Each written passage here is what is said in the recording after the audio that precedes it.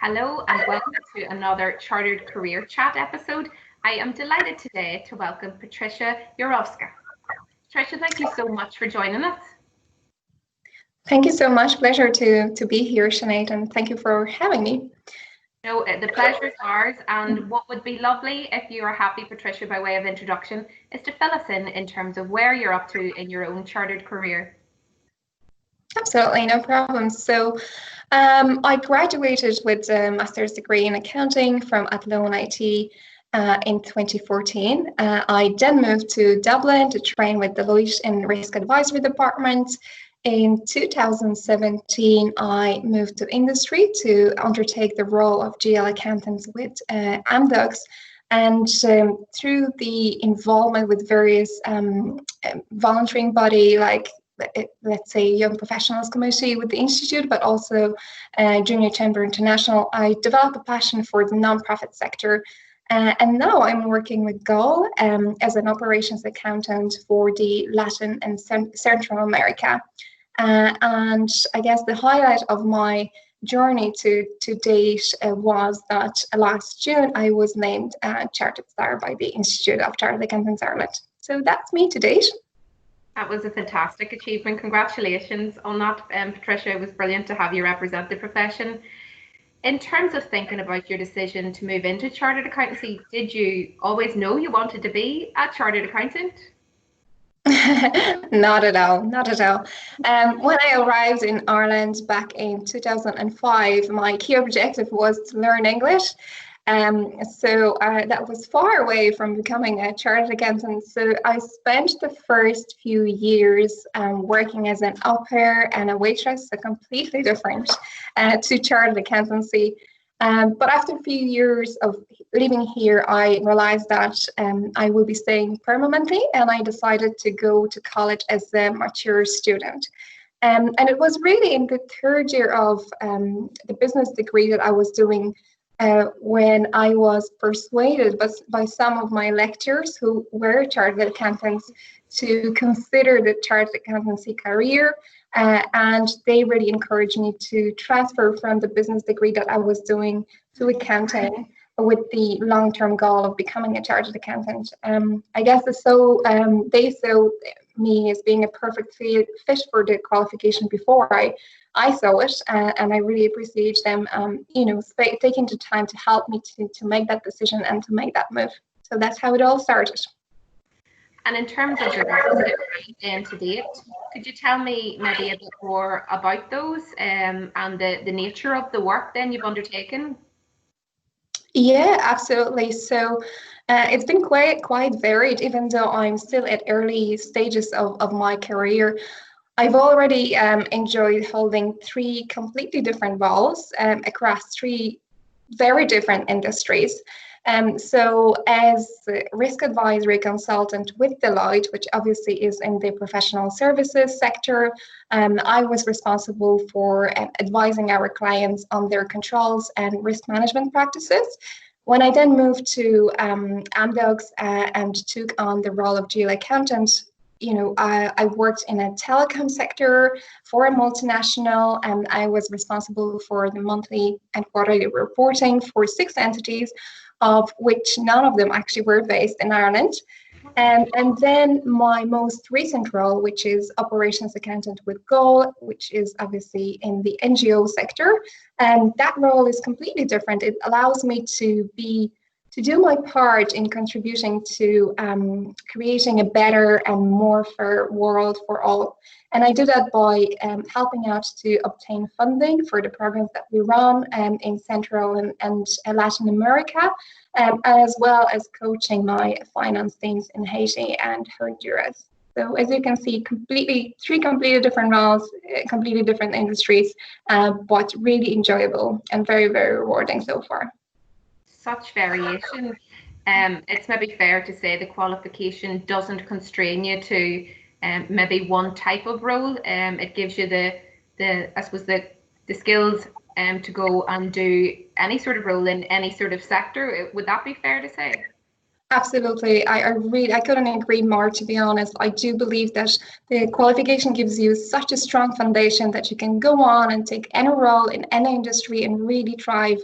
And as I said, like even in the short space of time that I've been enjoying this qualification, I've already had the pleasure to work in such a variation of roles and industries. So yeah, there is really no limit. Do you see business leadership as core to the qualification? Absolutely, absolutely. I think there is this misconception that, you know, the qualification itself focuses solely on finance, so financial reporting, financial management, management accounting, and so on. Whereas there's so much more to it. Even if you look at the subjects that we're studying that are, you know, not linked to finance directly, like corporate strategy, let's say information management, performance management, and so on.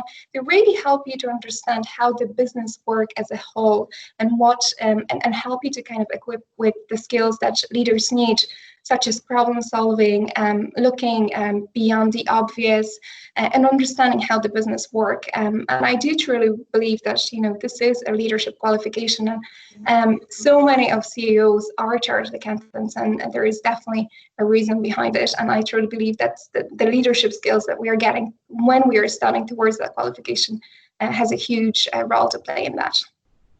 Do you see the qualification as having an impact on career progression prospects? Has it had an impact on your own career, for example? Yes, absolutely. And that applies to both my professional career, but also the voluntary roles that I've taken to date. So if you think about it, like consider that I started as an au pair and a waitress when I arrived to Ireland, and then progressed to work with CEOs and CFOs of some of the best known businesses. I have definitely experienced myself the level of impact that this qualification can have on your career progression. Absolutely. When I look at my volunteering activities, I was able to progress to a vice president and a president role with the Junior Chamber International, or JCI in short, within a year and a half, which is, you know, phenomenal in terms of progression, and it's hard to believe, but I truly believe that, you know, these skills that I've learned while studying towards my qualification has helped me enormously. So working with people, working with understanding more than just finance, understanding how the organizations work, definitely helped me with that progression. And it's only beginning of my chartered journey, so I'm really excited. Absolutely. So much more to unfold in your story, Patrycja, and it's great to see all the achievements so far. Are there skills or qualities that you think are important to have in pursuing a chartered accountancy career? Yes, definitely. I believe that these may vary depending on the role that you hold and maybe the industry that you're on. However, if I was to pick, let's say, top 3 skills that all chartered accountants need, would be the problem solving, which obviously is a huge part of our exams and the way they are set, being able to see the big picture and beyond just the detail, but really looking at what's happening as a whole. And also change management would be a huge one. And that applies to you managing change, but also helping others to adapt and bring them on board. So yeah, definitely. Those would be probably 3 that we all need and can relate to. Yeah, I would agree. We're in my own personal chartered accountant hat, I would totally agree.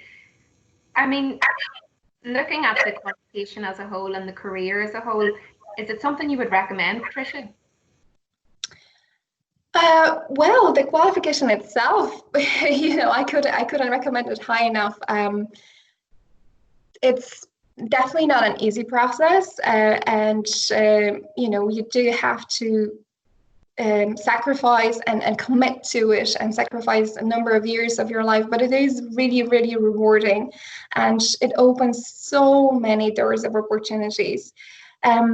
I know for me, as I said, when I look back at the last 5 years, I kind of believe how much I've achieved, and the various roles that I've held and the people that I've worked with, just because of the qualification itself. So the one thing that I'm going to say is, and it obviously is applicable to myself, and hopefully there is other people out there who might be considering the qualification, but for various reasons they may think that maybe it's not for them. And that was me really when I spoke to my lecturers and they recommended the qualification.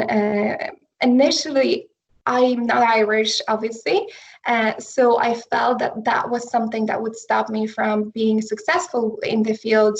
Also, being a woman, obviously there is this misconception that this qualification and career path might be more for men than women. Obviously not, and we both know that, Sinead. And thirdly, I would say I know that when I was in college and people were telling me, oh, you should really consider it, I was having a lot of thoughts like, my English is not good enough. I'm a woman, as I said. I'm not a native Irish citizen. And these were all the reasons that I was creating in my head as to why I shouldn't go for the qualification. Thankfully, I didn't let them to stop me, and I still decided to pursue the qualification. So my key recommendation is that if you're having thoughts like that, forget about it. Just go for it and do your best. Like, it's so manageable and so reasonable. And once you do get that qualification, it's so rewarding. And as I said, it opens so many opportunities. It is really, really worth it. And you are more than capable of doing it. So yeah, that would be my recommendation. It's amazing to hear you say all that, Patricia, because obviously you touched on it earlier, but I know obviously in 2019 you were the Young Chartered Star and the chosen then member to represent Chartered Accountants Ireland on the international stage with Chartered Accountants Worldwide at the One Young World Forum. So you've come so far, and it's brilliant to have you as an ambassador for the profession. And thank you so much for sharing your story today. It's really appreciated, Patricia. Absolutely, no problem. It's a pleasure to be here.